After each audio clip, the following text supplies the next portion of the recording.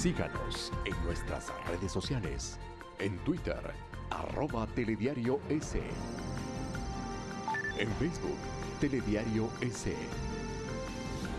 Y en la señal internacional de Ecuador TV para Estados Unidos, a través del paquete latino de DirecTV en el canal 457 y también vía streaming para el mundo por www.ecuadortv.es. Empezamos esta semana corta luego del feriado del Carnaval. Amigos y amigas, muchísimas gracias por preferir la señal de Telediario a través de Ecuador TV y Gama Visión. De inmediato vamos a revisar nuestros titulares. El presidente... Música, baile y otras diversiones fueron parte de las celebraciones durante este feriado de Carnaval. El presidente interino de Venezuela, Juan Guaidó, concluyó sus visitas a varios países de Latinoamérica, entre ellos Ecuador. El mandatario venezolano se reunió en Guayaquil con el presidente Lenín Moreno. 4 personas resultaron heridas tras la caída de un helicóptero del servicio aeropolicial en el Parque Bicentenario en el norte de Quito. Y en lo internacional, 3 paquetes con explosivos fueron enviados a 2 aeropuertos y una estación de trenes en Londres.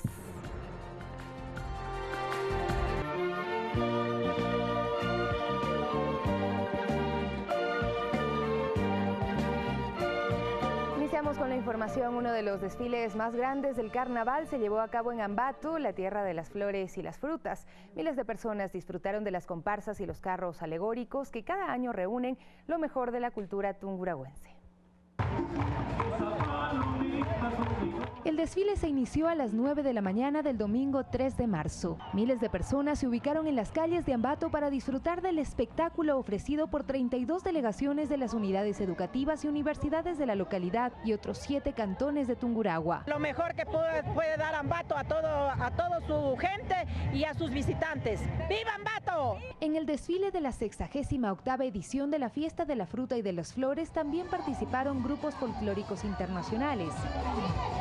5 países internacionales, aparte el apoyo de la Embajada también de los Estados Unidos. Y como se esperaba, 20 carros alegóricos elaborados por artesanos llenaron de alegría a los asistentes, representando las tradiciones ecuatorianas a través de majestuosas decoraciones y llamativos trajes típicos. Chévere, muy bonito, los bailes, todo, la diversidad. Una obra artística plasmada en cada una de nuestras carrozas. La reina de la ciudad, Vanessa Lozada, desfiló en el primer carro alegórico, precedido por las autoridades de la ciudad y la provincia. Cada uno de ellos está compuesto por miles de flores, de frutas, de panes y sobre todo portan en ellos la belleza de la mujer ambateña. Este es uno de los carnavales más grandes del Ecuador y resalta los valores de una tierra productiva y emprendedora que no deja pasar la oportunidad de celebrar con coloridas comparsas, bastoneras y música en vivo. Sofía Montoya, Telediario. Y también en Guamote, provincia de Chimborazo, se festejó el carnaval. Nuestro compañero César García nos preparó un reportaje sobre esta fiesta popular declarada Patrimonio Cultural del Ecuador en el año 2010. En el Ecuador son varias las formas en las que se festeja el carnaval, pero en Guamote esta pintoresca fiesta junta a los indígenas y los mestizos. 9 días marcan la historia de esta celebración, que inicia con la designación del rey, una especie de prioste que junto a su familia se encargan casi de toda la organización. Desde el momento que nos nombran rey del carnaval, nosotros nos nombramos anfitriones de este carnaval. San Carlitos representa la cosmovisión católica, patrono del carnaval y la agricultura, y por otro lado rituales de ganado y gallos. Todo está unido en medio del humor y la alegría en el que participan las familias que viven en Guamote y aquellos miembros que emigraron y retornan en esta fecha. José Ignacio Campoverde tiene 108 años, que no le impiden encabezar la comparsa de su familia. Guamote lindo, te quiero. Hasta después del amor. Las reinas de los barrios engalanan el desfile en el que participan cerca de 50 comparsas llenas de colorido, música y danzas. A ecuatorianos y a extranjeros a visitar de los mejores carnavales que se da aquí en mi querido Cantón Guamote. Este ambiente de alegría recorre todas las calles principales de Guamote. La Diablada de Píllaro este año puso realce a la celebración. Al momento de la liberación hay esta tradición de la Diablada, en donde los diablos salen a las calles principales del cantón Píllaro, en este caso estamos hablando. Las fiestas del carnaval de Guamote llegan a su cúspide con la llegada de San Carlitos hasta este punto en donde se encuentra la capilla que lleva su nombre. San Carlitos regresa a su casa. Pasarán los 9 días para enterrar al Taita Carnaval y aparecerá la viuda que lleva en su vientre el carnaval del día siguiente. Todo se retrata en uno de los murales del reconocido pintor nacido en Guamote, Salvador Bacón. Quedan cordialmente invitados. Aquí hay comida, bebida para todos. Si es que quieren una novia, también hay aquí, lo encontrarán fácilmente. Luego la fiesta se dirige a las casas de las familias, en donde en un ambiente íntimo se baila y se juega con carioca, alrededor de la chamisa, un momento esperado durante todo el año. Porque eso nos dejaron nuestros mayores, es el legado que tenemos que brindar y que tenemos que compartir. Ese bocadito, esa chicha, ese mote. Finalmente, en las comunidades indígenas, como en Santa Cruz de Guamote, el rey del campo llega a bendecir la Pachamama, apoyado por sus embajadores. La comida y la danza se prolongan sin importar el frío de la noche. La fiesta supera la resistencia del cuerpo. Más de un siglo de tradición que hicieron que en el 2010 el Carnaval de Guamote sea declarado Patrimonio Cultural del Ecuador. Con cámaras de Wilson Lagua, César García, Telediario.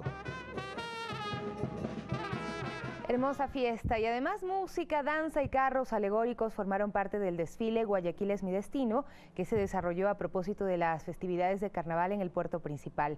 Cientos de personas acudieron a la 6ª edición de esta cita a lo largo de la avenida 9 de octubre. La 6ª edición del desfile Guayaquil es mi destino se llevó a cabo este sábado 2 de marzo en el puerto principal. El recorrido inició al mediodía desde la avenida Las Esclusas en el sur de la ciudad hasta el Parque Centenario y en horas de la tarde recorrió la avenida 9 de octubre en el centro de la urbe. 30 academias de danza y grupos folclóricos animaron el desfile. Música, arte, color, danza, ¿qué es lo que más queremos? Celebrar así, con fantasía, unidos todos por Guayaquil es mi destino. 6 carros alegóricos formaron parte del desfile con diferentes temáticas, como samba y lambada, rock and roll y swing, salsa y merengue, disco, cumbia y tecnocumbia, mambo y cha-cha-cha, en la que la reina y virreina del carnaval saludaban a los asistentes. No solo para los de aquí, los que vienen de otras partes también a pasar aquí, se van a llevar una muy buena impresión. Muy bello, muy bello. Eso lo hacen por mi calle, muy lindo. Cada carroza iba acompañada de comparsas con trajes alusivos para gusto de los centenares de personas que acudieron, quienes tuvieron la oportunidad de ver a las 21 candidatas a Miss Ecuador 2019. Pero principalmente las candidatas. Sí, muy bien, hasta aquí lo que ha pasado muy bien, excelente. El desfile también contó con la participación de varios anqueros y grupos de hora loca para deleite de quienes escogieron Guayaquil como destino en carnaval. Luis Alfredo Zúñiga, Telediario. Y la provincia de Pichincha vivió el carnaval con desfiles en sus distintos cantones. El colorido, la música y las comparsas reemplazaron a los juegos con agua. Las familias salieron a las calles de sus localidades para disfrutar de estas expresiones artísticas. Las principales calles de Machachi se llenaron de colorido para vivir el Carnaval 2019. El indigenismo estaba presente en los bailes y representaciones que interpretaban las agrupaciones culturales, barrios y organizaciones que acudieron al llamado del municipio de Mejía para celebrar esta fiesta. Ha iniciado el Carnaval de Machachi 2019, siempre carros alegóricos, alegoría, festividad, yo creo que eso es lo más importante, y sobre todo culturizando el carnaval, no agresión, no jugar con agua. En los carros alegóricos, los niños fomentaban la alegría arrojando espuma de carnaval. Para Carla Durán, reina de Machachi, la idea es que todos se diviertan sin necesidad de desperdiciar agua como se hacía en tiempos pasados. Que el carnaval no es simplemente desperdicios del agua, sino pasar con la familia. Todos bailaron y disfrutaron con sus seres queridos bajo un sol radiante que no dio paso a que San Pedro haga de las suyas y arruine la fiesta. Es una fiesta muy bonita, muy tradicional. Machachi les da la bienvenida a todos ustedes. Otro de los cantones llenos de atractivo durante este feriado fue Rumiñahui, donde más de 60.000 personas coparon las principales calles y avenidas para celebrar el denominado Carnaval del Sol 2019. Año a año ha ido creciendo este desfile, consolidándose con la participación de todas las instituciones del cantón de Rumiñahui, como también de la propia ciudadanía de acá, más de los turistas. El Taita Carnaval guió la fiesta, con el acompañamiento de la banda del municipio y los caretones, seguido de más de 2.000 bailarines. Bueno, realmente un personaje mítico que trae abundancia, felicidad, baja de las montañas para la población. Las tradiciones de la costa, sierra y Amazonía y los ritmos de Colombia, Bolivia, Perú o Brasil fueron representados por 50 grupos de danza y 10 carros alegóricos. Demostrando que el rumiñahuense se caracteriza por ser una persona alegre, como ustedes pueden ver, festiva. Turistas nacionales y extranjeros participaron de este encuentro cultural en este cantón ubicado al sur de Pichincha. Sofía Montoya, Telediario. Y la ciudadanía también aprovechó este feriado para disfrutar de los balnearios municipales de Quito. Los niños y niñas fueron los protagonistas de la diversión. Uno de los principales atractivos de este feriado fueron las piscinas de El Tingo, ubicadas en la parroquia Langasí, al suroriente de Quito. Familias enteras acudieron a disfrutar de este complejo turístico municipal de más de 2 hectáreas que cuenta con varias opciones recreativas, espacios verdes y senderos. Venimos del sur de Quito para acá, siempre que hay oportunidad venimos para acá. Estoy disfrutando de la piscina, nadando un poco con mi hija, de otros disfrutan por allá, mi esposa, mis papás. Los niños fueron los principales protagonistas. Los más pequeños expresaron su alegría con chapoteos y juegos en el agua. Pelotas y boyas completaban el colorido panorama. Y le gusta el agua, entonces ya no quiere salir. Estoy jugando con mi papá, Timer, para divertirnos aquí en la piscina y jugar. Bien rica, está calientita. Este balneario cuenta con varias piscinas cuyas vertientes son de origen volcánico. El agua alcanza los 37 grados centígrados y tiene un alto contenido mineral, por lo que se aprovechan para fines terapéuticos, especialmente reumatismos, arterioesclerosis, entre otras dolencias. Porque son aguas naturales, es algo bueno para los niños que se diviertan igual. Esta parroquia de Quito es muy concurrida los fines de semana y feriados, también por su oferta gastronómica. Las familias de la zona ofrecen el tradicional plato de hornado. Verá, el plato tenemos un plato completo que llamamos, que son 3 tortillas, los pedazos de hornadito, el cuero, el aguacate, el madurito, el choclo, la lechuguita y el agrio. Los que pasan por el lugar son atraídos por el delicioso olor de las preparaciones. Porque nosotros damos el pedacito, sírvase mi caserito, el pedacito, y se entran y se sirven, gracias a Dios van bien agradecidos. Sofía Montoya, Telediario. Y el queso chagra más grande del Ecuador se elaboró en el cantón Mejía, al sur de la provincia de Pichincha. La tercera feria del quesotón se desarrolló con el fin de fomentar el consumo de productos lácteos en nuestro país. 8.600 litros de leche se necesitaron para elaborar este queso. Su preparación se inició el 7 de febrero de 2019 en la planta industrial del Grupo Rossi y tras 22 días de maduración quedó listo para ser el protagonista de la tercera feria del quesotón. Mauricio Rossi afirma que el resultado les dejó satisfechos. El queso está perfectamente maduro, digamos. Le falta un poquito a segundo de los gustos que cada uno tenemos. Es el queso chagra con sunfo semimaduro más grande del Ecuador, nunca antes hecho.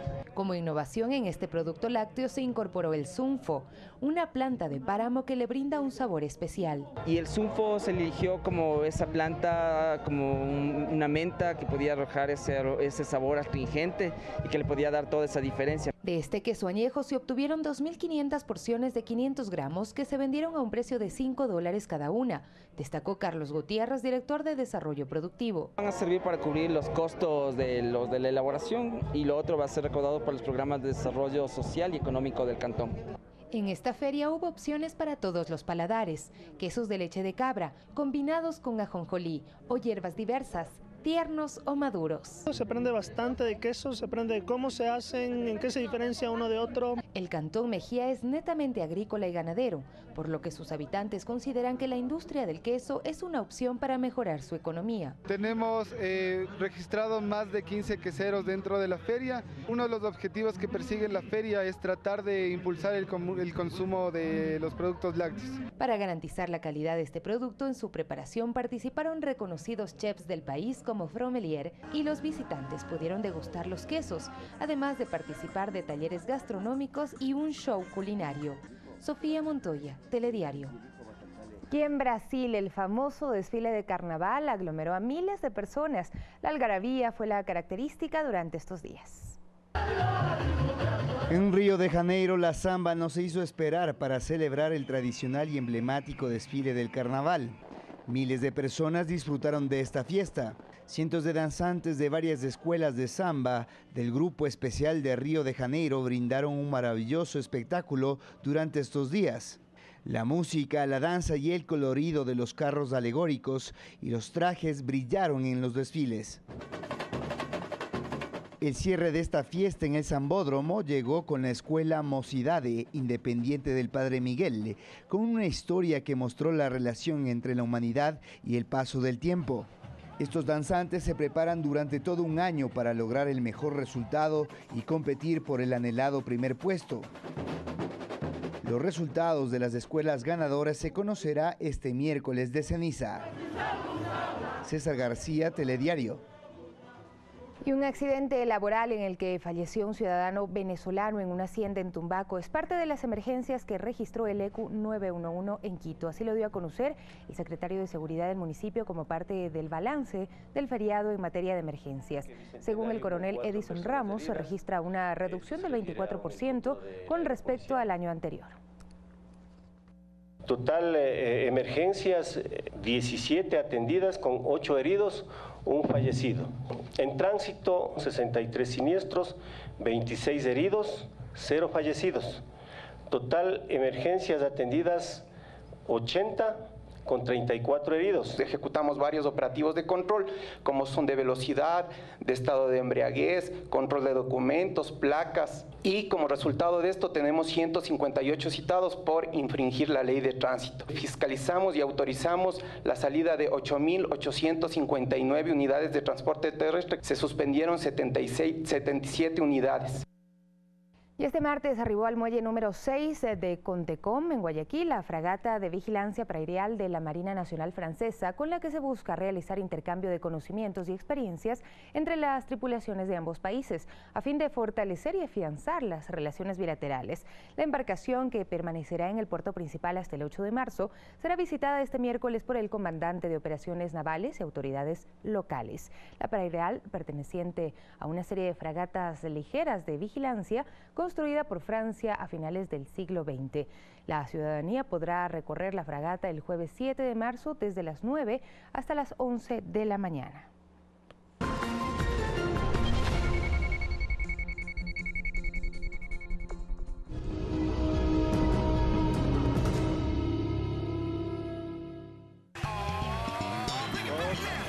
Este miércoles no puede perderse un programa más de Café TV. Si usted tiene problemas laborales, bueno, le diremos de aquí cómo solucionarlos. Y la tecnología tiene un lugar especial en nuestro programa. Le daremos recomendaciones para que las personas con discapacidad puedan usar las redes sociales. Además, cómo prevenir enfermedades y contagios en las unidades educativas. Y por supuesto que sí, música con Claudia Uñate, esto y mucho más. A las 10 de la mañana con 40 minutos por Ecuador TV. Yes. Comparte la emoción. El agua es vida y dependemos de ella. Aquí nos esforzamos por conocer, mejorar, aprovechar y rescatar este recurso. Conviértete en un profesional apto para los desafíos del mundo moderno. Estudia en IKEA. Autorización número 0430, CNE, Elecciones Seccionales 2019.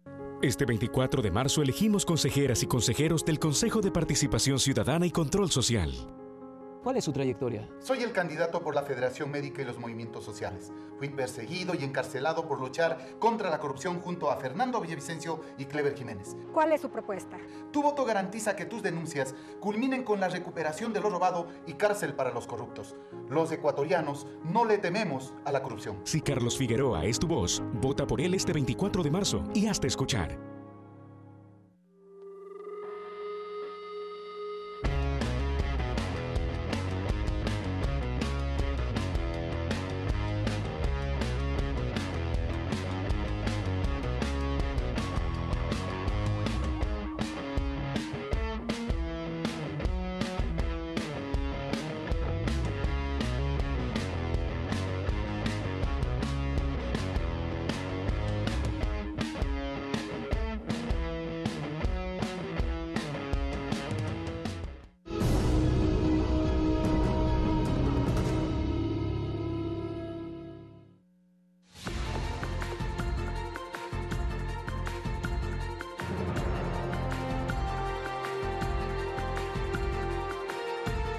Más noticias. En Telediario, Ecuador fue el escenario final que el presidente interino de Venezuela, Juan Guaidó, visitó como parte de su gira por la región previo a retornar a su país. Guaidó aprovechó para dialogar con sus compatriotas y acordar un trabajo conjunto con el presidente Lenín Moreno para recuperar la libertad y la democracia en su nación.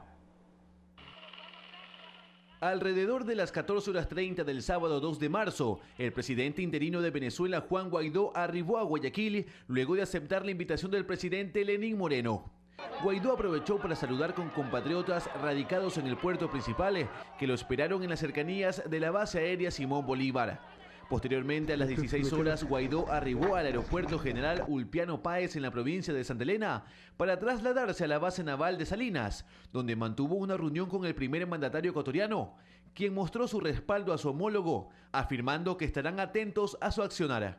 Definitivamente ese Estado fallido, completamente fallido, no debe ir más. Nosotros estaremos pendientes y estaremos atentos a las coordenadas que marque el pueblo venezolano y usted como su líder, y usted como el adalid de esta cruzada de transformación profunda que necesita el pueblo venezolano. Presidente Guaidó, estamos ya en el camino de salir de ese abismo en el que nos había colocado este mal llamado socialismo del siglo XXI. Juan Guaidó indicó que esta cita marcó una nueva etapa en el fortalecimiento de las relaciones entre ambas naciones y permitió abordar agenda de cooperación internacional de cara al futuro. Va a ser el cese de la situación y una transición pacífica en Venezuela, de la cooperación sana internacional para respaldar la lucha democrática y política en Venezuela. Que tenemos la oportunidad de movilización importante, sino también de la etapa de transición en Venezuela, viéndose el futuro.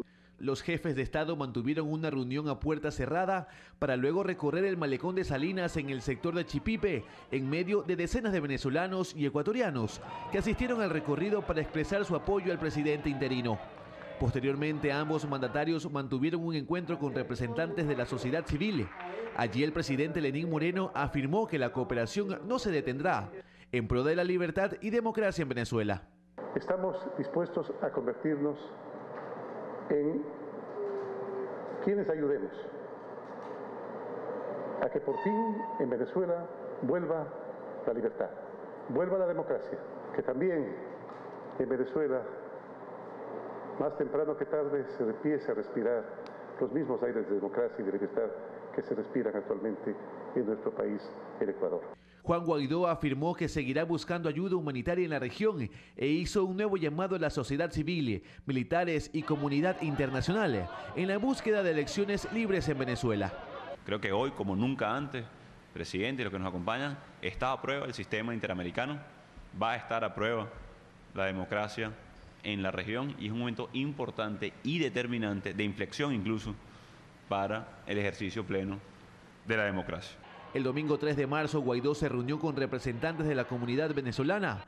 En redes sociales indicó: junto con el canciller, la ministra del Interior y representantes de la Asamblea Nacional, estuvimos escuchando a líderes políticos y asociaciones civiles venezolanas que hacen vida en Ecuador. Agradezco a las autoridades por escuchar a nuestra comunidad en su país. Por la misma vía, el mandatario venezolano señaló: gracias, presidente Lenín Moreno, por el profundo apoyo a nuestra causa. Gracias también a las Fuerzas Armadas de su país, fueron ellas un muro de contención ante las pretensiones de Correa. Son ejemplo para la región. El mismo domingo fue despedido con honores en el Aeropuerto General Ulpiano Páez de Salinas. Previo a su llegada a Ecuador, el jefe de Estado interino recorrió Colombia, Brasil, Paraguay y Argentina. Guaidó llegó a Venezuela el 4 de marzo, donde continúa convocando a la sociedad civil a las calles y diálogos con trabajadores públicos. Luis Alfredo Zúñiga, Telediario. Y precisamente el opositor venezolano Juan Guaidó retornó a su país el pasado lunes luego de una gira por Latinoamérica. Guaidó ingresó a tierras venezolanas por el aeropuerto de Maiquetía y anunció medidas para continuar ejerciendo presión en contra del gobierno de Nicolás Maduro. La gira por Latinoamérica le sirvió a Juan Guaidó para recibir el reconocimiento de los países que validaron su autoproclamación como presidente interino de Venezuela. Su periplo lo llevó a Colombia, Brasil, Paraguay, Argentina y Ecuador. Tras salir de Venezuela desobedeciendo la orden de la Corte Suprema, el 22 de febrero hizo su primera parada en Cúcuta, la frontera colombiana con su país, donde participó de la jornada que sin mucho éxito intentó ingresar ayuda humanitaria. En Colombia se reunió con el presidente Iván Duque y el vicepresidente de Estados Unidos, Mike Pence.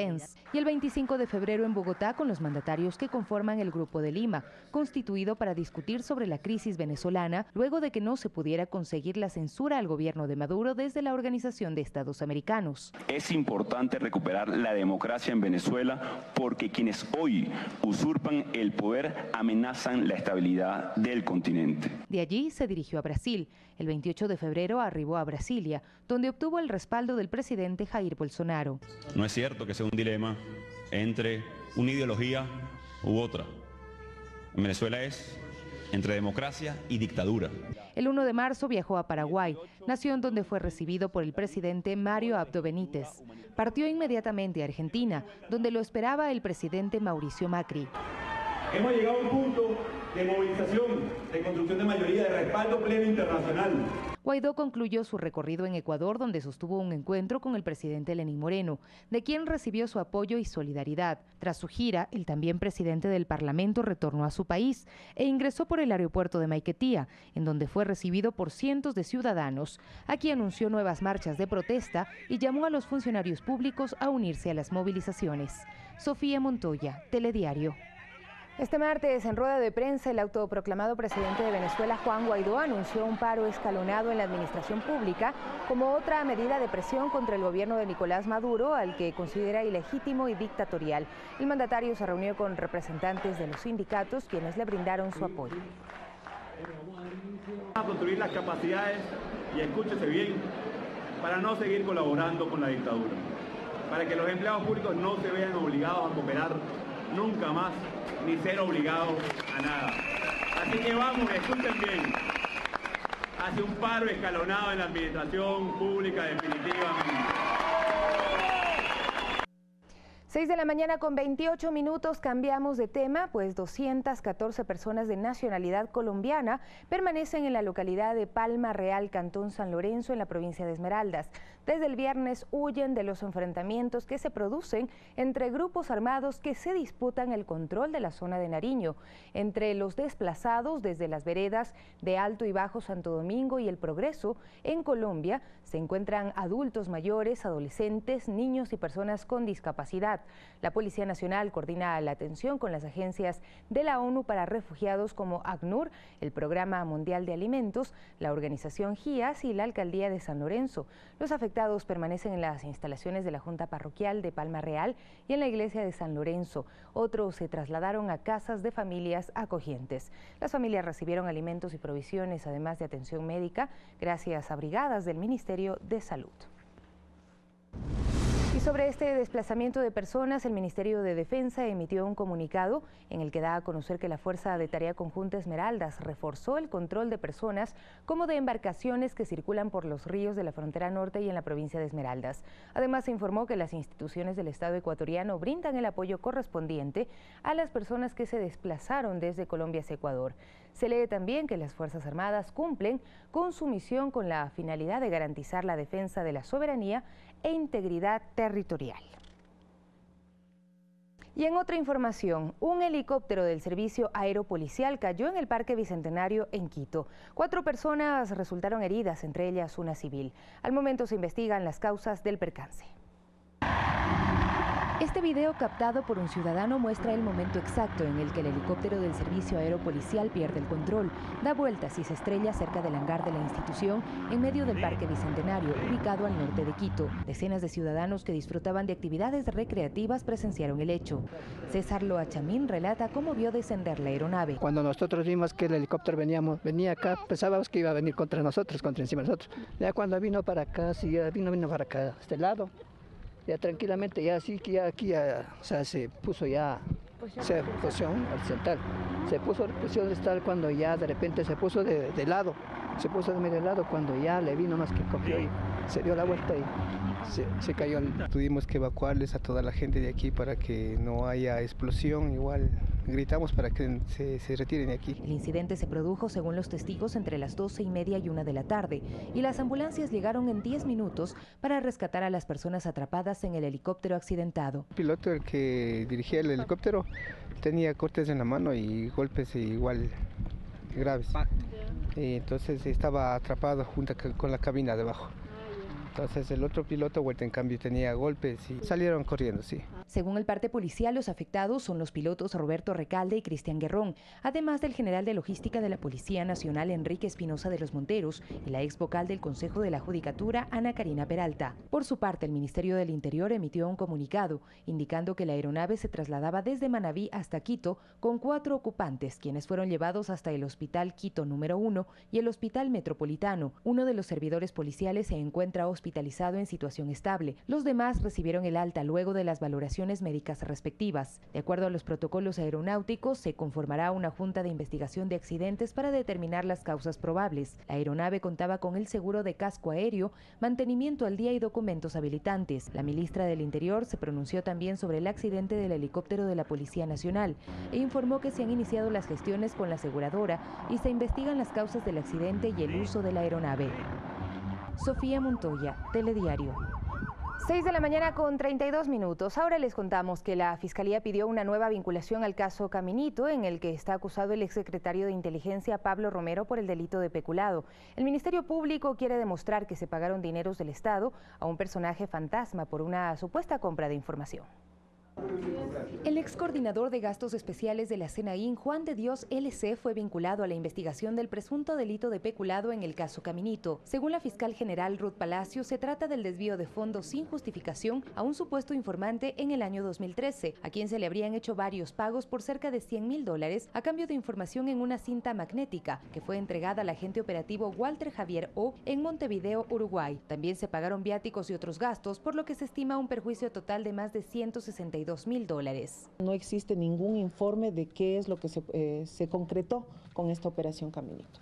Ante el juez de la Corte Nacional de Justicia, Luis Enríquez, la fiscal Palacios dijo que LC firmó varios documentos para gestionar fondos para esta operación liderada por Pablo Romero Quesada, exsecretario de Inteligencia. Y en el papel del señor coordinador de gastos especiales era asegurarse, vigilar, supervisar que todo este proceso de gastos especiales se lleve en orden y sobre todo tener los fundamentos necesarios para ordenar ese gasto. Su defensa insistió en que LC solo cumplía órdenes de sus superiores en el marco de sus funciones dentro de la institución. Se rige, más que nada, la ley por todo lo que su jerárquico superior le dispone. Y es que según las investigaciones que adelanta la Fiscalía, Edward Soler, alias El Ruso, no existe.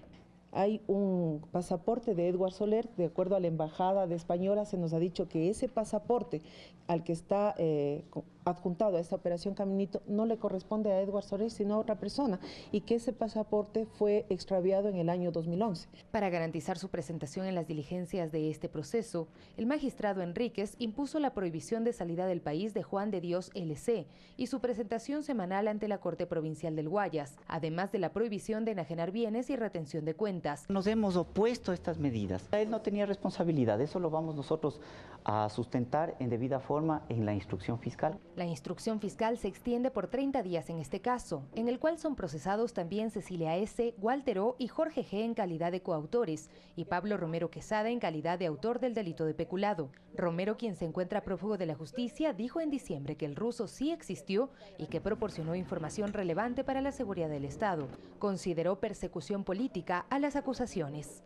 Sofía Montoya, Telediario. Y según la fiscal Ruth Palacios, su visita a Brasil consiguió importantes acuerdos que permitirán adelantar procesos investigativos que realiza el Ministerio Público sobre la corrupción de Odebrecht en el país. Y fundamentalmente para levantar esa prohibición de prueba que teníamos con la primera cooperación eficaz, que nos impedía utilizar esa documentación en el resto de procesos investigativos que tiene Fiscalía. Y estamos actualmente en una coordinación directa ya con un funcionario que nos indicó la señora Procuradora del Brasil para establecer un contacto más directo y entablar ese intercambio de información de manera más rápida. 6 de la mañana con 35 minutos. Les contamos que alrededor de 30 guardaparques fueron desvinculados del Ministerio del Ambiente antes del feriado de Carnaval. Aseguran que se afecta la protección de importantes áreas naturales. El Ministerio del Ambiente comunicó que tiene proyectos con fondos internacionales para contratarlos nuevamente. Entre el jueves 28 de febrero y el viernes 1 de marzo llegaron las notificaciones a funcionarios del Ministerio del Ambiente, entre ellos alrededor de 30 guardaparques que vigilan las áreas protegidas del país, dio a conocer Augusto Granda, presidente de la Asociación de Guardaparques del Ecuador. La notificación que les llegó es que se suspende los contratos de nombramiento provisional que tenemos por política del gobierno, ya que están reduciendo personal en el sector público. En el país existen alrededor de 700 agentes forestales y su trabajo es en territorio, pues tienen a su cargo 56 áreas protegidas. Áreas emblemáticas como el Parque Nacional Cotopaxi, Antisana, Yanganates, Galápagos.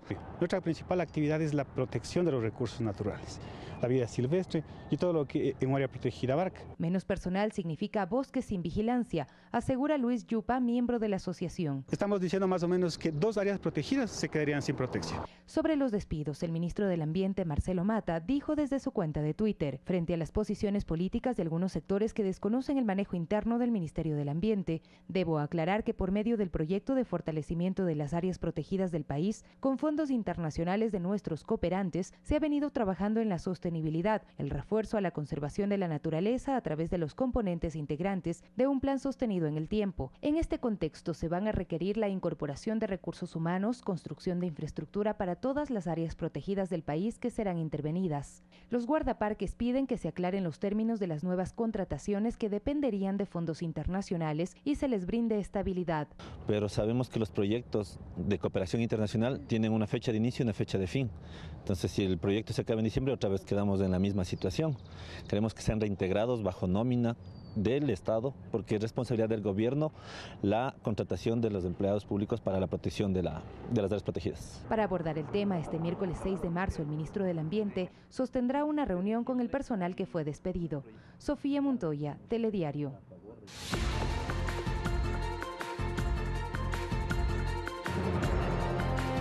3 paquetes con explosivos fueron enviados a los aeropuertos londinenses de Heathrow y London City Airport, así como a la estación de tren de Waterloo. Este hecho es investigado por la policía británica y la irlandesa, así lo dio a conocer la autoridad de Londres. Según la unidad antiterrorista de la policía británica, existe un vínculo entre los 3 dispositivos recibidos entre las 9:55 y las 12:10 de este martes. Los primeros análisis indican que uno de los bultos tenía la capacidad de iniciar un pequeño fuego. Medios británicos han revelado que al menos 2 de los paquetes llevaban sellos irlandeses y como remitente estaba la ciudad de Dublín. Los vuelos programados en los 2 aeropuertos londinenses que recibieron los dispositivos no se vieron afectados, sin embargo la estación de metro de London City Airport fue clausurada temporalmente como medida de precaución. Según la última información, la estación ya fue reabierta. Y al menos 23 personas murieron y decenas resultaron heridas producto de los tornados que azotan el estado de Alabama en el sur de Estados Unidos.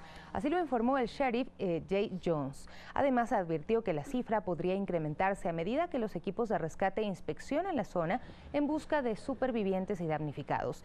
La mayoría de las víctimas son de las zonas rurales cerca de la ciudad de Opelika, que cuentan con 26,000 habitantes y está próxima al estado de Georgia. La jornada del pasado domingo ha sido la más mortífera por este fenómeno natural. Y en Perú el gobierno dio paso a la consolidación del plan contra la minería ilegal en la región amazónica de Madre de Dios, con instalaciones de 3 bases militares en la zona de La Pampa, foco de la deforestación y contaminación por mercurio.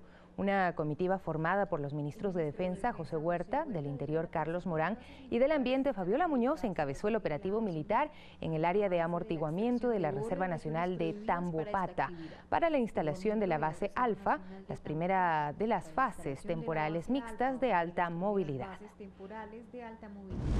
Mientras las autoridades en Indonesia confirmaron el fallecimiento de 16 personas tras el hundimiento de una mina ilegal de oro el pasado 26 de febrero en el norte de la isla de Celebes, donde continúa la búsqueda de víctimas. Según la Agencia Nacional de Gestión de Desastres, entre 30 y un centenar de personas quedaron sepultadas en el yacimiento de Bolang Mongoudou, en el norte de Celebes, de donde 18 personas ya fueron rescatadas con vida. Gracias a ustedes, un feliz comienzo de semana. A partir de este momento presentaremos a ustedes personajes e ideas en este encuentro de primera impresión. Hoy nos acompañarán Esteban Santos, analista internacional. La situación política en Venezuela a partir del regreso de Juan Guaidó a Caracas y tras su gira por varios países latinoamericanos y su visita al Ecuador. Además, Blasco Peñerrera Solar, representante de la encuestadora Market. Tendencias para las próximas elecciones seccionales y de integrantes del Consejo de Participación Ciudadana y Control Social. Y finalmente, Cristian Rivera, del Servicio Nacional de Gestión de Riesgos y Emergencias en la Zona 9, en Pichincha. Con él haremos un balance del feriado de Carnaval. Temas y personajes de esta mañana en Primera Impresión. Buenos días.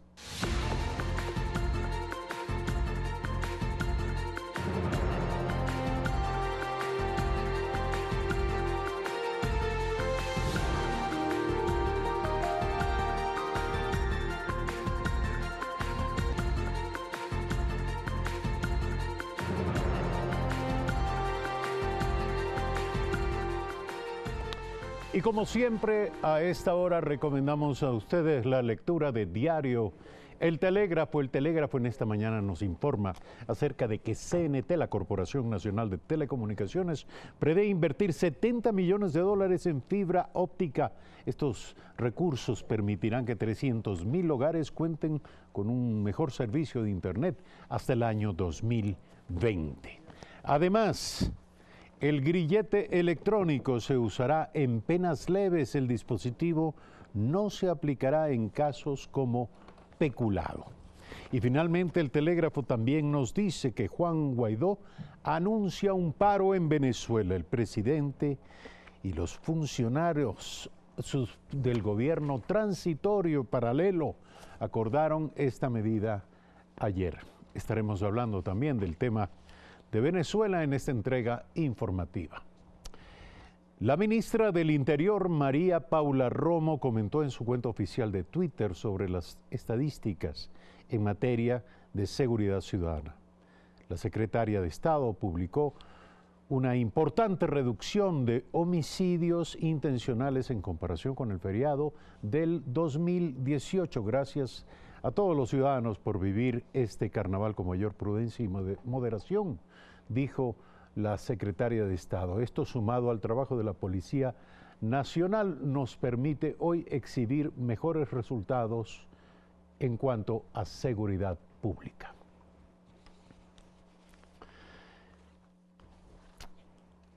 El opositor venezolano Juan Guaidó retornó a su país este lunes, luego de una gira por Latinoamérica en la que recibió el respaldo de varios mandatarios. Guaidó ingresó a Venezuela por el Aeropuerto Internacional de Maiquetía y anunció medidas para continuar ejerciendo presión en contra del gobierno de Nicolás Maduro.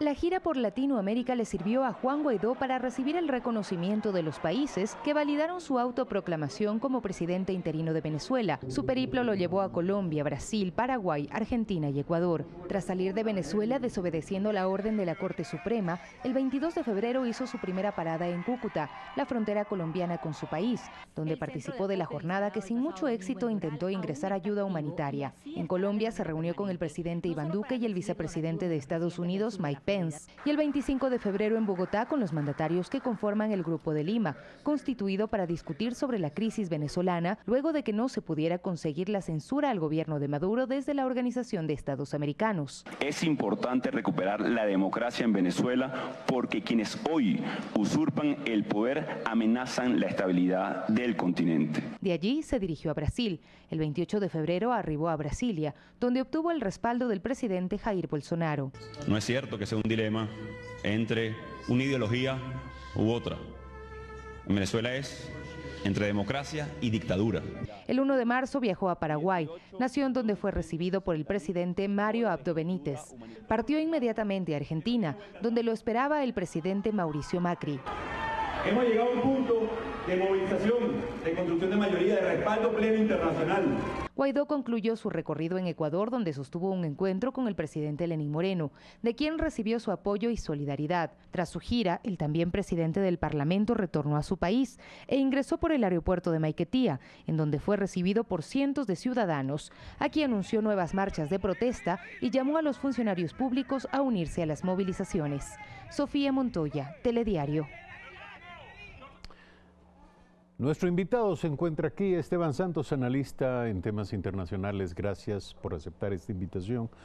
Comencemos por lo primero. El presidente interino, Juan Guaidó, entró por Maiquetía. Correcto. Ninguna de las amenazas respecto de su probable detención llegó a cumplirse. ¿Qué significa esto? ¿Qué lectura le damos a este hecho? Buen día. Buenos días. Es un desquebrajamiento de la institucionalización que existía dentro del chavismo. Y para explicarlo mejor, el señor Juan Guaidó ha logrado en este interinazgo, en este muy breve interinazgo, mucho más de lo que han sido todos estos años de férrea lucha de una oposición dentro de Venezuela.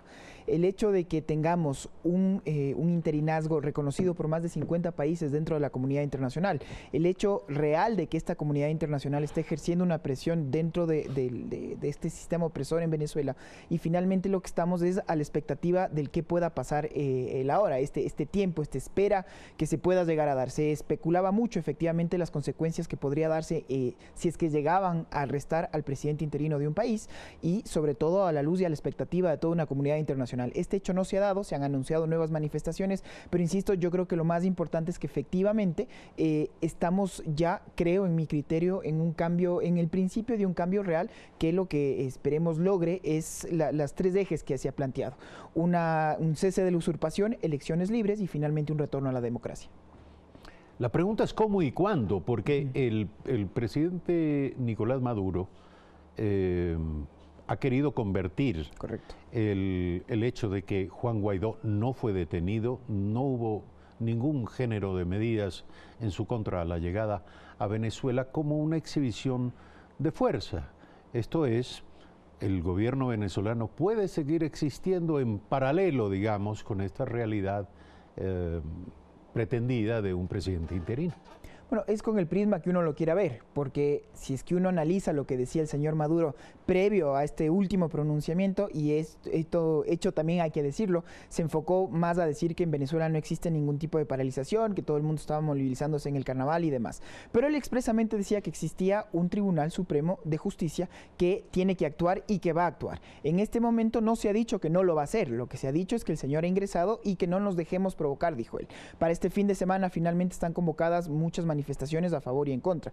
Yo lo que creo que es importante recargar es que en este momento sí tenemos, como digo, una persona que ha logrado ejercer una mayor presión, un real desquebrajamiento. Ya son más de 700 uniformados los que han desertado del ejército bolivariano. La presión internacional, creo en mi criterio, es cada vez más tangible, más palpable y real, y finalmente lo que estamos es en esta escalada de tiempo, viendo si por un lado el gobierno puede, el gobierno, tengo que decirlo así, usurpador del señor Maduro, puede todavía sustentarse en el poder, pero con esta variante de que ya no tiene un control real, ya no tiene un control real de sus instituciones, no tiene un control real de la política exterior. Ya tenemos embajadores nombrados por el señor Juan Guaidó, entre los que se incluye el Ecuador, y de lo que estamos atentos es de estos nuevos actuares y de estos nuevos flujos que se puedan llegar a dar, si es que los va a controlar esta agenda el señor Maduro, o por el contrario, como creo yo ya está pasando a través del señor Juan Guaidó. Más allá de las manifestaciones anunciadas para este día sábado, que no son nuevas, las personas en Venezuela se han manifestado en numerosas ocasiones en las calles de Caracas, de manera que no vemos cuál pueda ser la diferencia en torno a ese hecho. Pero más allá de eso, Juan Guaidó ha anunciado un paro progresivo y ascendente de los servidores públicos venezolanos. Esto ya pondrá a prueba, evidentemente, el grado de influencia del presidente interino en la maquinaria estatal entre los funcionarios del sector público venezolano. Le pregunto, ¿qué tan efectiva puede ser esta medida? Una paralización del Estado venezolano en un país que ha vivido paralizado los últimos años. Correcto. Entonces, lo primero hay que entender, ¿estamos en control de las instituciones, sí o no? Porque efectivamente el señor Juan Guaidó tenía una prohibición de salida del país otorgado por la Corte Suprema de Justicia en este caso. El señor Juan Guaidó se lo vio en Cúcuta en todas estas manifestaciones, en este gran concierto que se dio del ingreso de lo que se quiso hacer el 23 de febrero para que pueda ingresar la ayuda humanitaria. De este hecho, la respuesta de Maduro fue decir que la justicia va a actuar porque había salido del país sin autorización expresa. El señor regresa y no regresa por ningún paso irregular, regresa, como muy bien se lo dijo, por el aeropuerto de Maiquetía. Hubieron muchos funcionarios ahí, nadie lo detuvo. Entonces, ¿quién está en control de las instituciones? ¿Esto es un hecho político o esto es un hecho jurídico? Entonces, lo que demuestra, más allá de que no exista una institucionalidad en control del madurismo en este momento, que efectivamente tenemos una orden de carácter político. Ahora, la pregunta, ¿qué pasa con todas estas manifestaciones? Es que siempre las hemos tenido, ¿en qué cambia esto? ¿Cuál es la diferencia? Y mucho de esto también me han preguntado por qué con Juan Guaidó hay una diferencia de lo que fue, por ejemplo, Leopoldo López. Las manifestaciones iguales fueron multitudinarias. Bueno, porque aquí estamos hablando ya de un presidente interino, porque estamos hablando ya de una comunidad internacional no solo que ha denunciado, sino que ya expresamente ha tomado unas cartas, creo yo, ya sobre el asunto. Este hecho ya de reconocer nuevos embajadores, este hecho de tener nuevas instituciones y este hecho de que finalmente vemos un Estado que lamentablemente a un costo social muy elevado, porque como muy bien lo dijo aquí Juan Guaidó cuando estuvo entrevistado con el presidente Moreno, estamos hablando de personas que viven con menos de $6 al mes, que efectivamente la hiperinflación más alta que ha vivido toda la región en su historia. No existe ningún récord de este hecho. Entonces, ¿qué es lo que va a cambiar? Y creo que esta es la pregunta central y por eso hablábamos siempre de esta línea de tiempo en torno a quién va a poder aguantar. Si es que efectivamente, porque el madurismo en mi criterio lo ha hecho muy bien en este tiempo, ha logrado sobrellevar todas estas complejidades del escenario internacional que ha tenido en su contra, y creo yo que Juan Guaidó lo que ha logrado en este interinazgo es mucho más fuerte que lo que se ha podido dar anteriormente. Existe una oposición, en mi criterio, cada vez más unida y existe ahora sí una hoja de ruta trazada, que lo que estamos todos atentos es que ojalá esta ruta trazada pueda ser dada por los venezolanos y pueda ser dada evidentemente en un marco de paz. Sí, pero hay un elemento, si me permite, que es la pieza final del rompecabezas, y es la posición de las Fuerzas Armadas venezolanas. Se especula respecto del hecho de que habría sectores al interior de las Fuerzas Armadas que ya están tomando distancia con los mandos tradicionales y con el mando del propio presidente Nicolás Maduro. Pero ¿en qué medida existen grupos de la oficialidad de las Fuerzas Armadas bolivarianas que no hayan sido partícipes del festín, porque este ha sido un gobierno civil militar desde hace mucho tiempo? Correcto. Que no hayan sido partícipes del festín y que por lo tanto se puedan considerar libres de posteriores juicios en materia de mal uso de recursos o de otros delitos peores, potencialmente que los puedan afectar. Es decir, hasta qué punto puede verdaderamente producirse un cisma y un resquebrajamiento en la unidad de las Fuerzas Armadas en función de esta especulación. Yo creo que efectivamente es una pregunta central. ¿Qué es lo que va a pasar con el futuro de las Fuerzas Armadas y si es que esto va a ser una transición democrática o va a ser lo que nadie quiere, una transición violenta? Estamos hablando, y solo para ponerlo en contexto, el ejército de los Estados Unidos, que es el ejército hoy por hoy el más poderoso del mundo, tiene un aproximado de 700 generales. En el ejército en Venezuela estamos hablando de más de 2.000. Solo para tenerlo en proporciones de que claramente lo que ha querido el Ejecutivo es tener contentas a las Fuerzas Armadas. Se han dado ya muchísimas, cientos de deserciones, y por eso creo yo que la hoja trazada justamente por el señor Juan Guaidó es muy clara en el decir, por un lado, que tiene que darse claramente una amnistía, pero una amnistía que no contemplan crímenes en contra de la humanidad, crímenes de derechos humanos, pero sí expresamente entre quienes, los uniformados, que expresamente reconozcan un índole de democrático a través justamente de esta transición. Esto es un hecho que se lo ha planteado muy fuertemente y esto es un hecho que tienen que, pues evidentemente los venezolanos resolverlo. Ahora, que estamos todos atentos a que este cambio justamente va a ser el baraje de un cambio en Venezuela, sin duda alguna, y por eso es que la comunidad internacional está muy atenta y por eso es que creo yo que estas movilizaciones son muy importantes para que justamente las Fuerzas Armadas puedan tomar nota del sentir justamente de la población. Esteban Santos, analista internacional, nos ha acompañado esta mañana para seguir reflexionando respecto de los acontecimientos en Venezuela, un tema expectante. Para este próximo sábado se esperan nuevas manifestaciones y nuevamente un probable choque en las calles, quiero decir. Juan Guaidó ha convocado a sus seguidores, lo mismo ha hecho Nicolás Maduro y estaremos atentos a lo que pueda acontecer. Nuevamente gracias por estar aquí esta mañana. Hacemos un breve corte. Cuando regresemos, Blasco Peñerera Solá, representante de la encuestadora Market. Hablaremos de encuestas y tendencias electorales.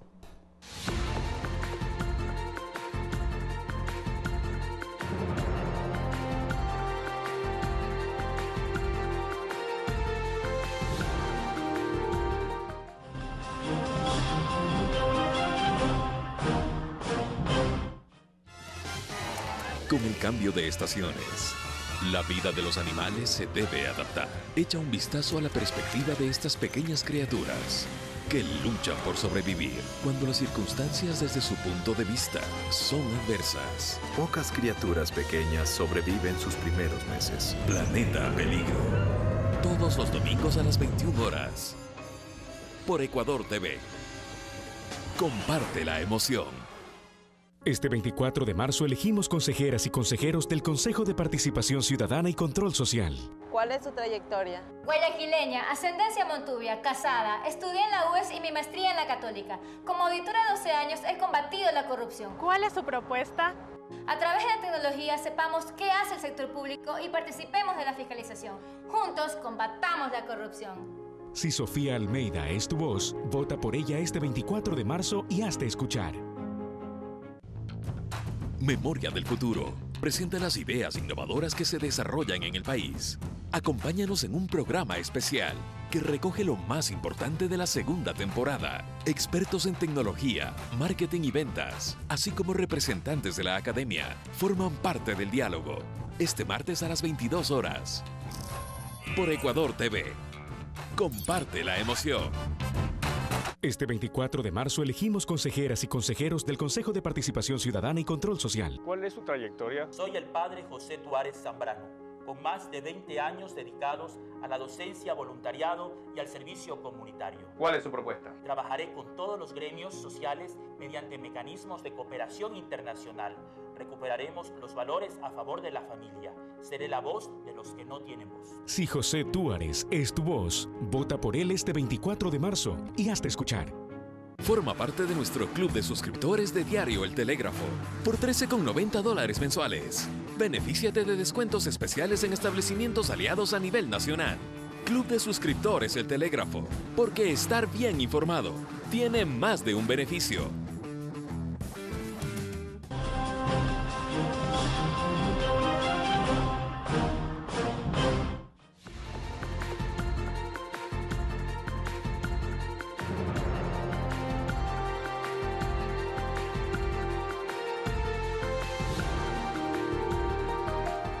Son las 7 de la mañana y 14 minutos. Conforme avanza la campaña electoral, empresas encuestadoras analizan el camino y la ruta respecto de cómo los electores van definiendo sus preferencias hacia determinados candidatos. Veamos. Una consulta hecha por la firma Market en este último fin de semana a 380 ciudadanos mayores de 18 años en el Cantón Quito revela lo siguiente respecto a la intención de voto para la alcaldía de Quito. La preferencia la mantiene el postulante Paco Moncayo con el 32.1%. Le sigue Jorge Yunda con el 16%. Luisa Maldonado ocupa el tercer puesto con el 9.4% y César Montúfar con el 6.8%. Según Market, los demás candidatos tienen una intención menor de voto. En este mismo campo, la encuestadora Click preguntó a 1.500 ciudadanos de Quito su preferencia. Para esta muestra, los consultados se pronunciaron así. Por Paco Moncayo, el 54.5%, la candidata Paola Vintimilla, el 21.6%, Jorge Yunda, el 18.1% y Luisa Maldonado, el 10.5%. Los demás candidatos se dividen la votación e inclusive con aquellos que piensan votar nulo o blanco.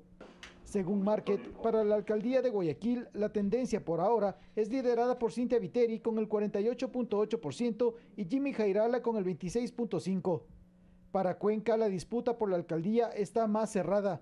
El candidato Paul Carrasco obtiene el 26.8% de preferencia, Marcelo Cabrera el 24.2% y Jefferson Pérez el 17.6%. Estos datos son intenciones de voto y no reflejan la decisión del universo total de electores. Conforme avance la campaña electoral, firmas de encuestadoras seguirán emitiendo informes periódicos sobre las preferencias electorales. Conforme se acerque la fecha de los comicios, estas tendencias pueden mantenerse o variar radicalmente. Javier Ceballos, Telediario. Son las 7 de la mañana con 16 minutos. Nuestro invitado Blasco Peñerrera Solá, representante de la encuestadora Market. Buenos días. Muy buenos días. Comencemos por la ciudad de Quito. Acabamos de ver los datos. No sé si usted puede nuevamente decirnos cuáles son los tres candidatos principales, los tres punteros en esta valoración sobre la intención de voto. Gracias, Eduardo. Encantado de verte a los muchos años. Realmente un placer. Mira, los datos que vimos hace unos pocos minutos en pantalla fueron datos del fin de semana anterior, no del 3 y 4 de marzo, que son esos datos, sino del 24 al 25 de febrero. Vamos a encontrar una evolución, entonces. Sin duda, nosotros comenzamos, esta es nuestra cuarta toma en este proceso electoral, y semana a semana hay movimiento, es decir, no encontramos que hay unos cambios radicales, pero hay movimiento. Así es que vuelvo a repetir, estos datos fueron tomados el fin de semana anterior, el 3 y 4 Es lo de más marzo. reciente. Lo más reciente, y además, lamentablemente no te puedo traer ni un solo gráfico ni nada, porque por los aguaceros que tuvimos en Manabí, principalmente en Azuay, tuvimos muchísimas dificultades para cumplir con toda la muestra que se debe cumplir y tener los resultados que son. No importa, escucharemos los datos, por favor. ¿Cuáles son? Entonces, Alcaldía de Quito, Paco Moncayo, 30,26%, Luisa Maldonado, 11,32%, el señor Yunda, 11,05%, César Montúfar, 7,63%, María Sol Corral, 3,95%, Paola Vintimilla, 2,37%, Juan Carlos Holguín, 2,11%, y luego de eso vienen candidatos que están por debajo de ese porcentaje, teniendo un nulo del 18,16% y un blanco del 7,11%. Avancemos en el análisis brevemente de estos datos. Paco Moncayo, 30% de intención de voto. ¿Esto representa un descenso? No podríamos decir que es una tendencia al descenso, pero ¿representa un descenso? Mira, sí, ha tenido una disminución leve en las últimas 4 semanas, porque tuvimos 34, 33, 32, 30, está ahí dentro de los 3, 4 puntos. ¿Oscila en torno al 30%? Oscila, sí, exactamente, oscila en torno al 30%, no baja del 30%, habrá que ver en las próximas semanas, pero aquí lo importante es lo siguiente, dos cosas a mi criterio, a mi modesto criterio. Primero, Paco Moncayo se encuentra muy distante de quienes ocupan el segundo lugar, que son Luisa Maldonado y el señor Yunda. Aquí parece haber una novedad, porque según estos datos, Luisa Maldonado y Jorge Yunda parecen tener un empate. Luisa Maldonado está, es decir, no solamente es un empate técnico, porque el margen de error con el que estamos trabajando todos estos datos que voy a dar es del 2,8%, con un intervalo de confianza del 95%. No es simplemente un empate técnico, es un empate casi matemático. Aquí sí, ojo, Luisa Maldonado viene subiendo, y viene subiendo lenta pero consistente. De manera sostenida. Si hiciésemos una proyección hasta dentro de... Hasta el 24 de marzo. Menos de 20 días, ¿no es cierto? Correcto. Yo diría que Luisa Maldonado tendría las mayores posibilidades de quedar segunda, a una diferencia de 20 puntos de Paco Moncayo, pero segunda. Y si es que sumamos los votos de Luisa Maldonado con los votos de Yunda, que son votos que provienen del correísmo, tendríamos que estar claros en que el correísmo va a tener probablemente en Quito, sumados los dos candidatos, un poco más del 20%, cerca del 25%. Eso indica... Pero esta es una disquisición de orden político sin efecto práctico, porque... Es un análisis, mi estimado Eduardo, que confirma lo que encontramos en el país, que el voto por Correa, que el voto correísta, se encuentra entre el 20 y el 25% en todo el país, en algunos sectores con un poquito más, en algunos sectores con un poquito menos. Eso se repite en Quito. Importante mencionar que la candidata Luisa Maldonado, teniendo un partido que salió pues hace cuarto de hora, tenga esta participación. No va a ganar las elecciones según nuestra encuesta, o si es que las elecciones hubiesen sido el fin de semana anterior, pero ese 11% es importante y es la segunda conclusión o la tercera conclusión, como se quiera ver, de esta encuesta, de este ejercicio que realizamos el fin de semana anterior. Antes de pasar a analizar rápidamente Guayaquil y los últimos datos en cuanto a las elecciones o la intención de voto en la ciudad de Guayaquil y en la provincia del Guayas, quisiera revisar también Pichincha. Hay datos de prefectura de Pichincha. Pero también una pregunta, entre tanto, tiene que ver con el hecho de si estamos hablando ya de una distribución de la intención de voto con pocas posibilidades de ofrecer sorpresas hasta el día de las elecciones. En el caso de Quito, indudablemente. En el caso de Quito, esto se repite semana a semana.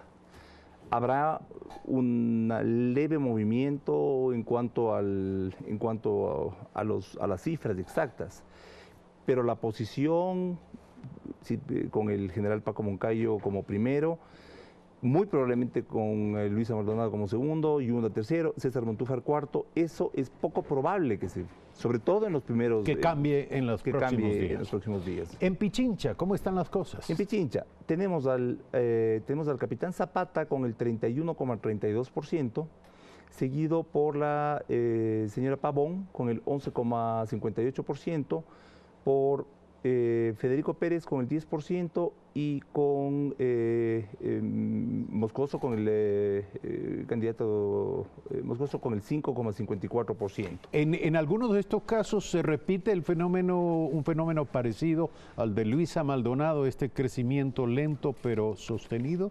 Totalmente. En el caso de Pichincha, mira, no quiero no decir el nombre de Esteban Moscoso, querido amigo además, Esteban Moscoso, mil disculpas, el lapsus. En el caso de Pichincha se repite, yo diría que casi lo mismo, pero con la diferencia de la presencia de Federico Pérez, que altera un poco el orden. Primero, Zapata tiene casi los mismos votos que tiene Paco Moncayo, Izquierda Democrática. Y que más o menos se sostiene. Se sostiene. Y mira, se han sostenido a lo largo de 6 meses. Claro. Porque Paco Moncayo no es candidato y el capitán Zapata no son candidatos de hace 45 días o 30 días, son 6 meses candidatos. Se han mantenido con ese 30% o con ese tercio de la población. En el caso de la señora Pavón, 11,58 frente a Luisa Maldonado, 11%, es un voto duro, recontra duro del correísmo. Aquí aparece Federico Pérez con el 10% y Esteban Moscoso con el 5,53%, que es muy similar al voto que tiene César Montúfar, que está ya casi llegando al 7%. ¿Alguno de estos candidatos tiene la posibilidad de dar una sorpresa rompiendo el molde de esta...? Yo diría que si es que esto se mantiene, esta ya es una tendencia Esta semana ya nosotros podemos afirmar que tenemos una tendencia.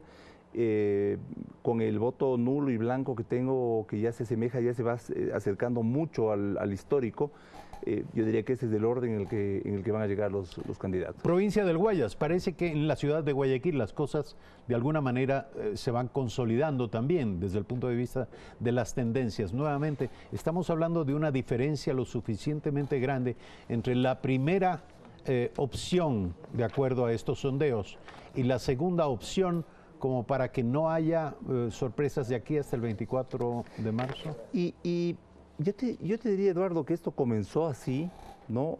Un poco más ajustado, que lógicamente pues la gente todavía, los electores todavía no estaban en ánimo de la campaña. Nosotros sentimos que realmente el proceso comenzó hace 4 semanas, pero definitivamente la etapa final de la campaña comenzó ayer en la noche.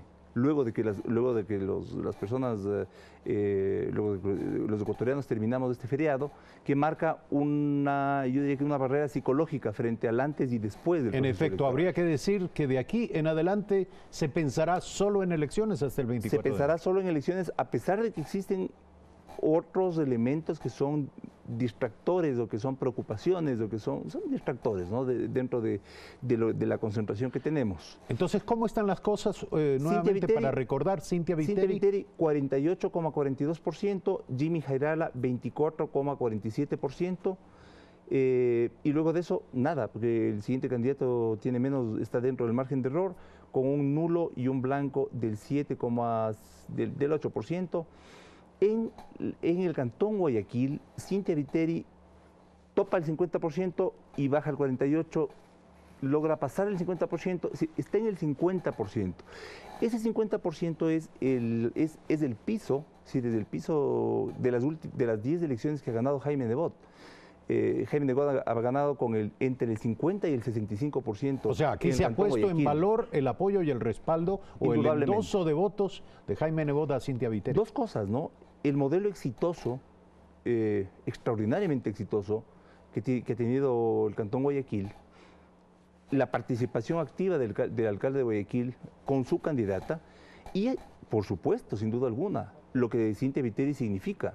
Hay que recordar que ella fue candidata a la presidencia de la República, es una persona pues, que ha estado activa en la política durante los últimos 25 años y por lo tanto ha logrado capitalizar ese voto. Nos queda poco tiempo y tenemos 3 preguntas todavía. La siguiente, Cuenca y Azuay. ¿Cómo están los datos? Cuenca, Azuay, y yo te rogaría extendernos un poquito para hablar de Manabí-Manta, que es tan importante. Sin duda alguna, y además, esa es la segunda pregunta. Y además que es apasionante. Mira, en Cuenca sí, a diferencia de lo que sucede en Quito y Guayaquil, en Cuenca las diferencias entre 2 y diríamos que 3, pero realmente 2 candidatos, Paul Carrasco en primer lugar con el 29,23% y Marcelo Cabrera, actual alcalde de Cuenca, con el 25,54%, son muy distintas a lo que sucede en Quito. 4 puntos de diferencia más o menos. Jefferson Pérez, ¿no es cierto? Jefferson Pérez con el 16,92%, que antes estaba pegado a los 2 primeros, ahora se nos ha quedado. Yo pienso que esa ya es una... consideramos nosotros que esto ya nos habla de una tendencia. Paul Carrasco ha venido manteniendo su primera en las últimas 3 semanas, esta es la cuarta toma y está cercano al 30%. Marcelo Cabrera sí está cerca, está a 4 puntos, pero ya no está dentro del margen de error, por lo que tenemos que aseverar que en el primer lugar se encuentra Paul Carrasco con el 29,23% y en el segundo lugar Marcelo Cabrera con el 25,54%. Vamos con Manta Manabí. Con Azuay, perdón, si te parece. O con Azuay. Sí, Azuay. En Azuay las cosas nos dicen lo siguiente. Esteban Bernal con el 27,50%, María Cecilia Alvarada con el 21,56%, y yo diría que la pelea está entre los dos, aunque existen 6 puntos de diferencia, y es muy probable que, siendo esto una tendencia que hemos visto en las últimas semanas, Esteban Bernal sea el nuevo prefecto de la SUAY.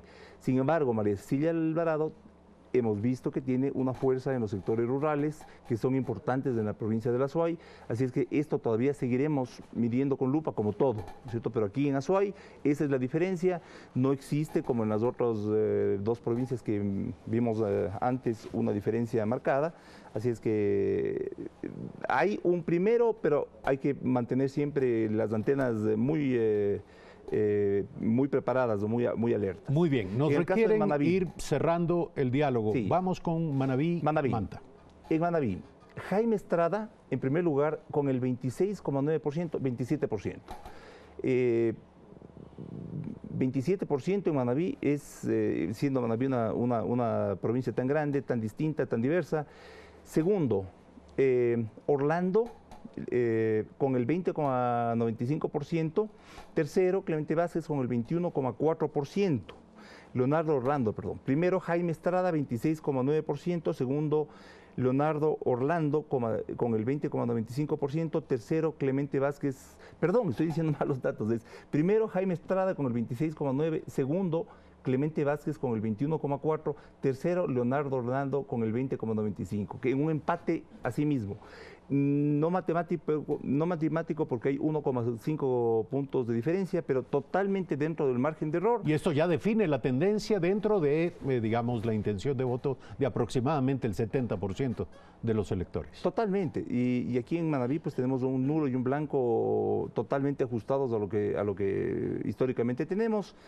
Jaime Estrada se mantiene sólido en el primer lugar. Mira, Leonardo Orlando es el candidato de Rafael Correa. Él tiene el 20,95% habiendo partido de menos del 10%, tenía un crecimiento importante. Parecería llegar al techo porque ese 21% parecería que en las diferentes provincias que hemos visto, 22% es el voto duro de Rafael Correa. De Rafael Correa. Y Clemente Vázquez, que está en segundo lugar con el 21,4%, se mantiene aún en la polea, sin duda alguna, teniendo a mucha fuerza ambos, Jaime Estrada y Clemente Vázquez, en el sur de Manabí y Leonardo Orlando en el norte de Manabí. Gracias a nuestro invitado Blasco Peña-Herrera. Solo vamos a dejar el tema del Consejo de Participación Ciudadana para otra entrevista. Es un tema muy interesante, muy importante. Hay que ver, y lo dejo planteado como un interrogante para próximo diálogo, hay que ver cómo se miden y con qué grado de aproximación realmente y posibilidades de certeza, cómo se miden las tendencias de voto de los ecuatorianos en un tipo de elección inédita, no tiene precedente, y tampoco una papeleta de esa magnitud, o 3 papeletas habría que decirlo. Lo que sí sabemos es que subsiste desinformación y desconcierto y que por el momento hay una, digamos, confírmenos, hay una manifestación de duda más que de certeza de parte de los ciudadanos. Mira, y esto es algo tan importante que cuando decías, dejemos para otro momento, decía, ojalá dejemos para otra época, ojalá esto no estaría sucediendo en el país, porque realmente es tan complejo y tan peligroso lo que puede pasar. Si bien cerca del 90% de los ecuatorianos nos dicen que están conscientes en el proceso electoral, más del 78% nos dice que ya, más del 75%, el 78% nos dice que ya ha tomado una decisión por quién votar. El momento en el que se habla del Consejo, consultamos sobre el Consejo de Participación, las personas se quedan en blanco. Nos preguntan qué significa eso, o preguntan a nuestros encuestadores, por lo tanto ni siquiera aplicamos las papeletas de simulación. La elección del Consejo de Participación Ciudadana, que es tan importante, que puede decidir que este país siga por el sendero correcto que ha tomado, o que volvamos al sendero tan tortuoso que tuvimos, no se conoce, no existen posibilidades de que los candidatos difundan sus nombres y es sumamente peligroso lo que puede suceder. Pienso yo que es deber de los ecuatorianos conscientes enterarnos de quienes están de candidatos y votar conscientemente por ellos.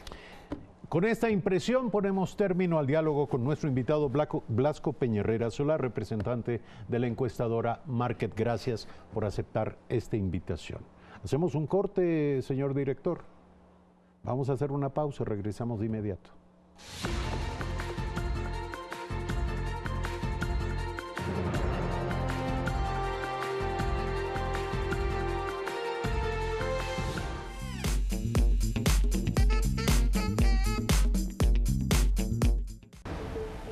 Noticias, política, cultura, actualidad.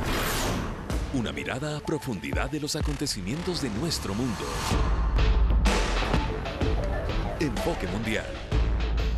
Todos los sábados a las 21 horas. Por Ecuador TV. Comparte la emoción. Este 24 de marzo elegimos consejeras y consejeros del Consejo de Participación Ciudadana y Control Social. ¿Cuál es su trayectoria? Soy doctor en jurisprudencia, diplomado en el exterior, abogado con 25 años de experiencia. ¿Cuál es su propuesta? Investigar las denuncias de corrupción, rendición de cuentas, cumpliendo con la ley, con ñeque. Si Sergio Figueroa es tu voz, vota por él este 24 de marzo y hazte escuchar. Calor intenso. Nieves perpetuas. Rutas extremas. La guía básica para sobrevivir y ser a prueba de todo. Sobreviviente con Bear Grylls. De lunes a viernes, 19 horas 10. Por Ecuador TV. Comparte la emoción.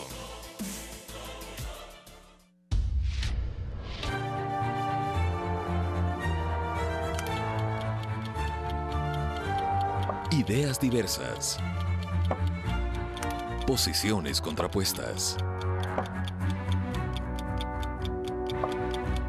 Perspectivas diferentes. Nosotros nos enfocamos en los argumentos. Ustedes sacan las conclusiones. Blanco y negro. Todos los lunes a las 22 horas. Por Ecuador TV. Comparte la emoción.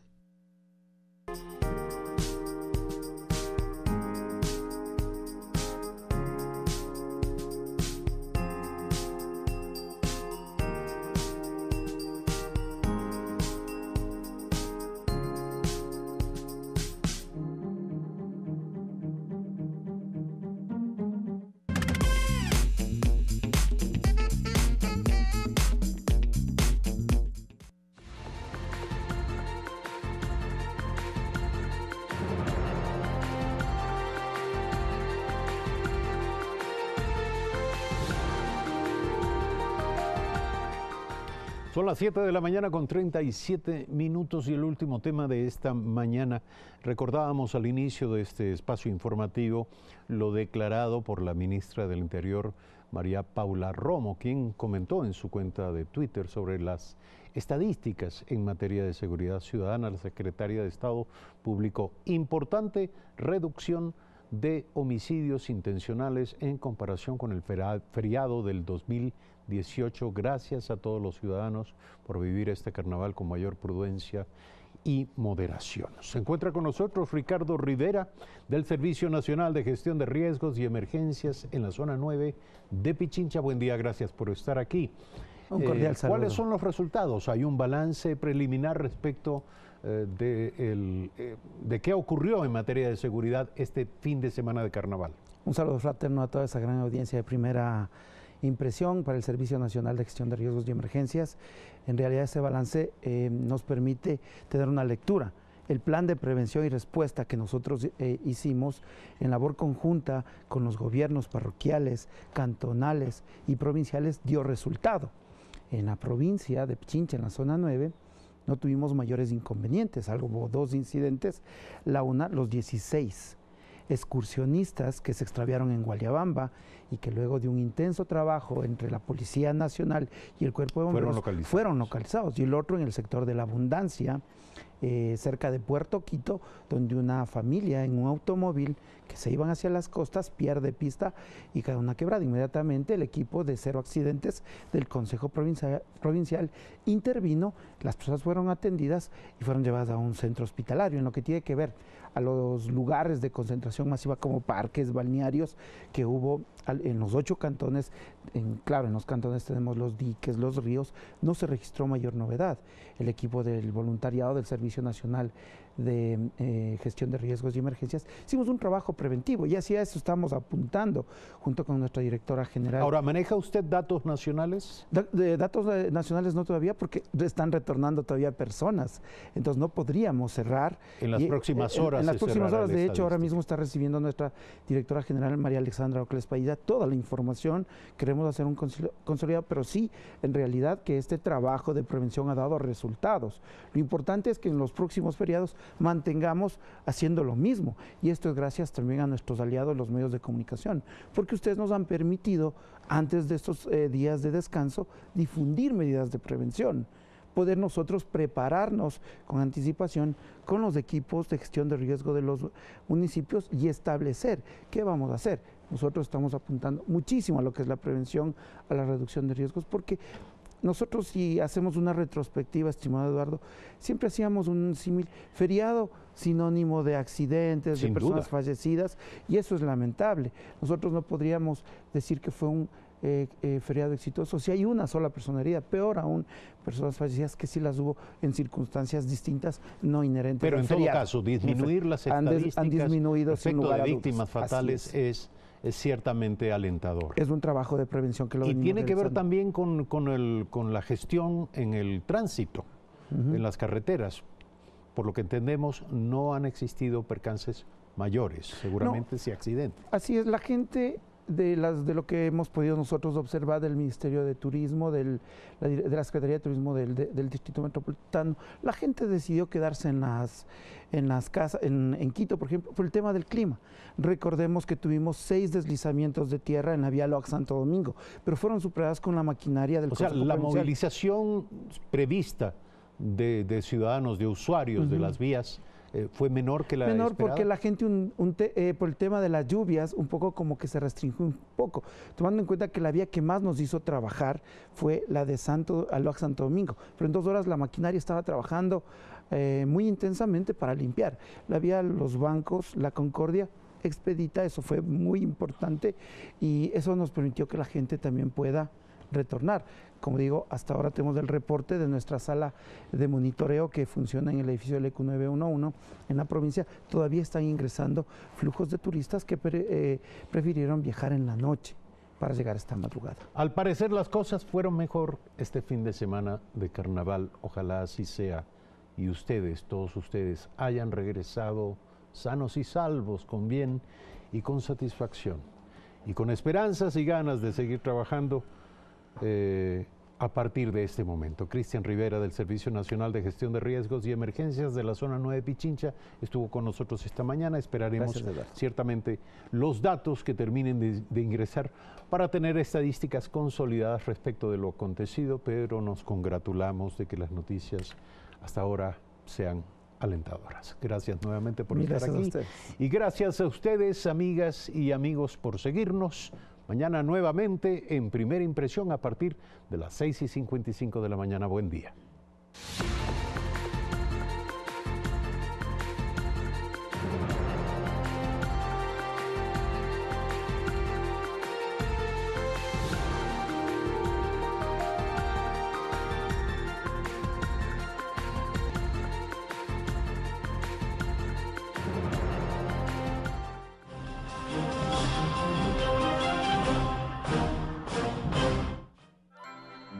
Toko desde niña fue soñadora.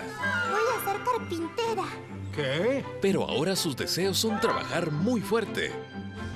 ¿A qué viene todo esto? Y convertirse en una modista profesional. Alargué el diseño para que las piernas no asomaran demasiado. Su talento impresionante le ayudará a acercarse a sus sueños. Hice el cuello parecido al de un kimono. Gracias a ustedes, creo que salió bien. Clavel, de lunes a viernes 21 horas. Por Ecuador TV, comparte la emoción. Este 24 de marzo elegimos consejeras y consejeros del Consejo de Participación Ciudadana y Control Social. ¿Cuál es su trayectoria? Doctorados, diplomados y posgrados en 7 universidades. Experta en resolución de conflictos. ¿Cuál es su propuesta? Cero tolerancias a la corrupción, defensa de la mujer y de la familia violentada, garantizar la participación de grupos marginados, saber y hacer. Si Marlene Montesinos es tu voz, vota por ella este 24 de marzo y hazte escuchar. Existe un lugar donde las ideas se transforman en negocios y al mismo tiempo se conservan nuestro planeta. Conviértete en un profesional apto para los desafíos del mundo moderno. Estudia en IKEA. Autorización número 0430, CNE, Elecciones Seccionales 2019. Este 24 de marzo elegimos consejeras y consejeros del Consejo de Participación Ciudadana y Control Social.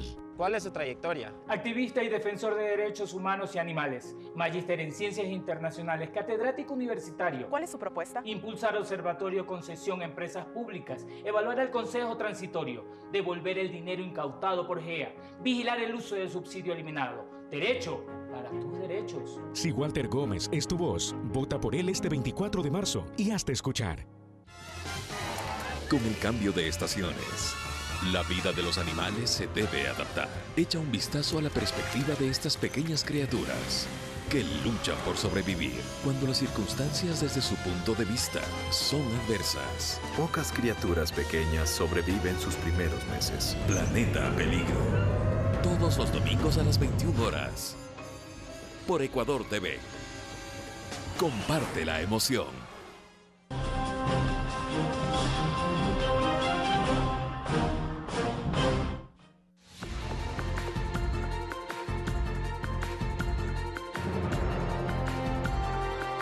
Amigos, estamos de regreso en Telediario. Gracias por continuar con nosotros. Durante el feriado de Carnaval, las intensas lluvias provocaron afectaciones en algunos sectores del país. En Guayaquil se registraron inundaciones y el colapso de una vivienda.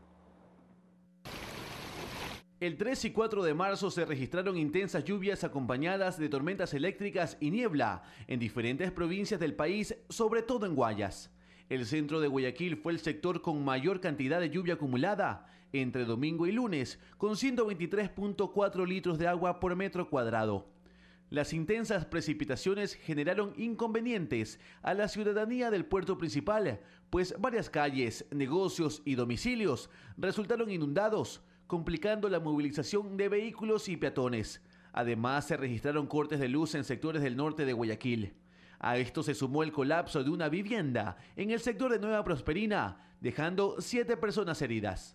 Luis Alfredo Zúñiga, Telediario. Y preste atención, en los próximos días el Ministerio de Agricultura eliminará la franja de precios para la comercialización del arroz. Industriales arroceros consideran que debe definirse un precio único que sea competitivo a nivel de la región para evitar el contrabando de este grano. Mediante el decreto ministerial 047 de abril del 2018, se estableció una franja de precios para la comercialización del arroz nacional. Es así que la saca de 200 libras con 20% de humedad y 5% de impurezas tiene un precio actual techo de $35.50 y un precio piso de $32.30. El ministro de Agricultura considera que esta franja es irreal, por lo que en los próximos días será eliminada. Definitivamente esa franja de precios sí debemos de eliminarla. ¿Qué implicaría la derogatoria del acuerdo de la franja de precios para el arroz? Para los industriales arroceros debe existir un precio único referencial y luego manejar el valor de venta según la realidad del mercado. Ellos proponen un precio de $30. Debido al mercado internacional, que los precios están muy bajos, también nosotros tenemos que reducir considerablemente el precio. Por ejemplo, la saca de arroz colombiano se comercializa en $28, mientras que el arroz peruano en $26. Por lo que el precio que se fije a la saca de arroz ecuatoriano debe ser competitivo para evitar el contrabando de este grano de otros países. Con 35,50 estamos abriéndole la puerta a Perú para que nos ingrese arroz. Estamos abriéndole la puerta a Colombia, posiblemente en los próximos años también nos ingresen arroz, debido a que ellos tienen los precios más baratos. Sin embargo, los productores arroceros en manifestaciones han solicitado que el valor debe ser mayor, debido a que los costos de producción son altos y que las piladoras no respetan la franja oficial pagando de $18 a $26, debido a que existe un excedente de arroz que en 2018 ascendió a 140.000 toneladas. En este marco, el ministro del ramo asegura que se revisará el precio de los insumos agrícolas para reducir costos a los agricultores. Estamos viendo los mecanismos de cómo incidir también en los costos de producción para ya con esa seguridad, ya conociendo ya los plazos, poder sentarnos y decir, mire, esta es la propuesta, ¿qué les parece? Tener la retroalimentación y llegar a un acuerdo. En noviembre del 2018 se firmó un memorándum de entendimiento entre Ecuador y Colombia para la exportación de arroz ecuatoriano al país cafetero, que se empezó a efectuar el 4 de diciembre del mismo año, con el fin de comercializar el excedente y aumentar la demanda. Esto, según los arroceros, ha sido positivo, pues ha aumentado el precio de venta de la saca, pero aún por debajo de la franja oficial de precios. Los agricultores ahora esperan que cuando se oficialice el nuevo precio único para el arroz, se hagan los controles necesarios para que las apiladoras lo respeten y a la vez se disminuya el costo de los insumos agrícolas. Luis Alfredo Zúñiga, Telediario. Es momento de hacer contacto con nuestro compañero César García. Hoy se encuentra en el Hospital Docente de Calderón, que cumple una importante tarea en el área de emergencias para atender los casos que se registran en la zona norte, no solo de la ciudad, sino de la provincia de Pichincha. César, muy buenos días, te escuchamos. ¿Qué tal? ¿Cómo está, Sofía? Buenos días, amigos que nos ven a través de Telediario, deseándoles que tengan un excelente inicio de labores en esta semana corta. Estamos, como tú decías, acá en este hospital que desde el 2015, cuando fue inaugurado, constituye un apoyo fundamental para el servicio de salud de este sector de la capital y, como tú decías, también atendiendo una gran cantidad de emergencias que se derivan principalmente acá en la Panamericana Norte. El servicio de emergencias es un eje neurálgico dentro del trabajo que se realiza acá en el Hospital Docente de Calderón, y por eso vamos a conversar en este momento con el director emergenciólogo de acá, ¿no es cierto? ¿Cuál es su nombre, doctor? Buenos días. Mi nombre es Augusto Maldonado, buenos días. Doctor, buenos días, gracias por recibirnos. Sé que hay una alta demanda de trabajo acá.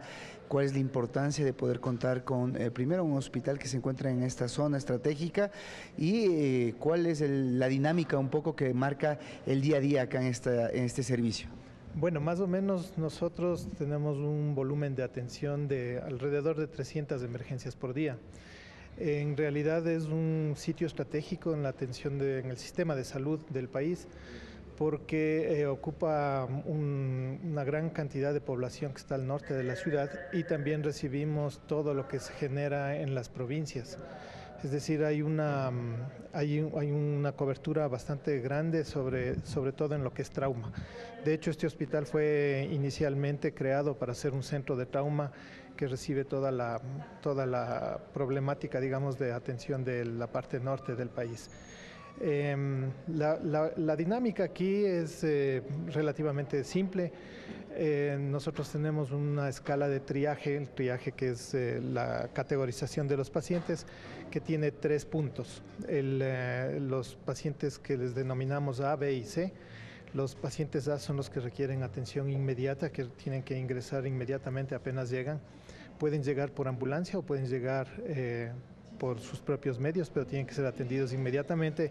Los B, que tienen que ser atendidos en 10 minutos, y los C, que son la mayoría, que deben o podrían esperar hasta 4 horas.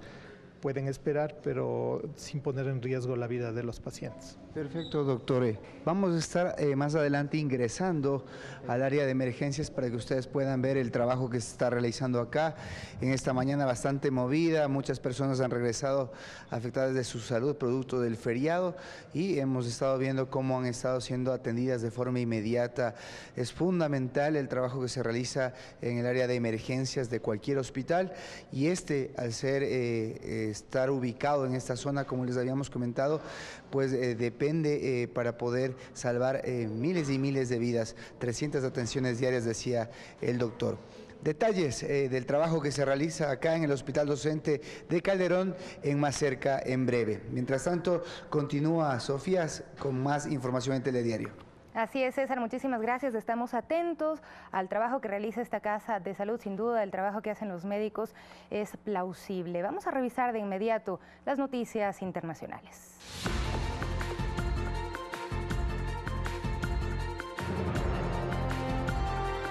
Seguimos hablando de medicina. Una buena noticia: en España, científicos curan al segundo paciente con SIDA del mundo. Pero además tenemos otros temas. Potencias del acuerdo nuclear se reúnen con Irán para analizar el cumplimiento del tratado. Más en el siguiente resumen.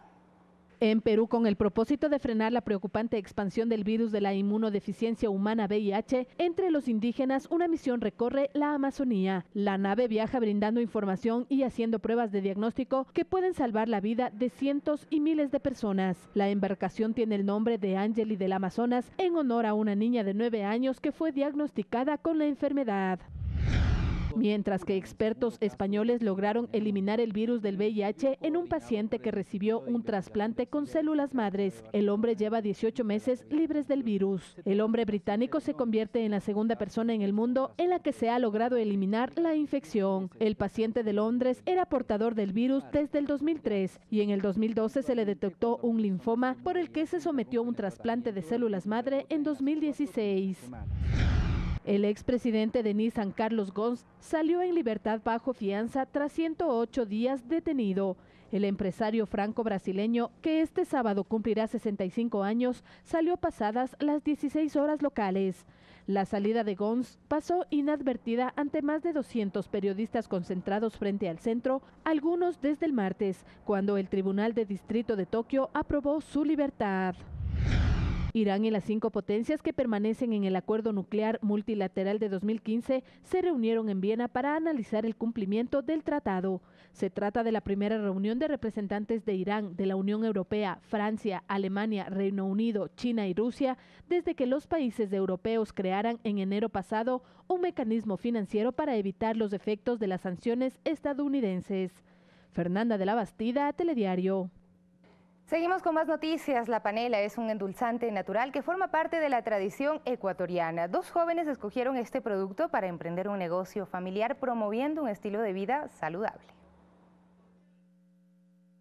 Trapiche es la marca de panela granulada que nace de la idea de 2 hermanos, emprendimientos que a inicios de 2019 busca posicionarse en el mercado. Esto nace de la provincia de Bolívar, en Tigriaco, y actualmente estamos acudiendo a las cadenas de supermercado para poder salir en el mercado nacional. Y nuestra expectativa es llenar Guayaquil y las ciudades de la costa que tienen menos tradición para estar aquí y salir a Perú y Chile exportando el producto. Estefano y Astrid son estudiantes de negociación y comunicación respectivamente. Ambos aplican los conocimientos que adquieren para su negocio, promoviendo un estilo de vida saludable. La panela es 100% orgánica y natural, no tiene conservantes, no tiene aditivos, por lo que el producto que recibe es natural, 100%. Entonces, los beneficios de un endulzante sin tener créditos extra, o sea, adicional, algo malo que le pueda producir al cuerpo. Entonces, es un endulzante, preferir lo que es el azúcar, pero natural.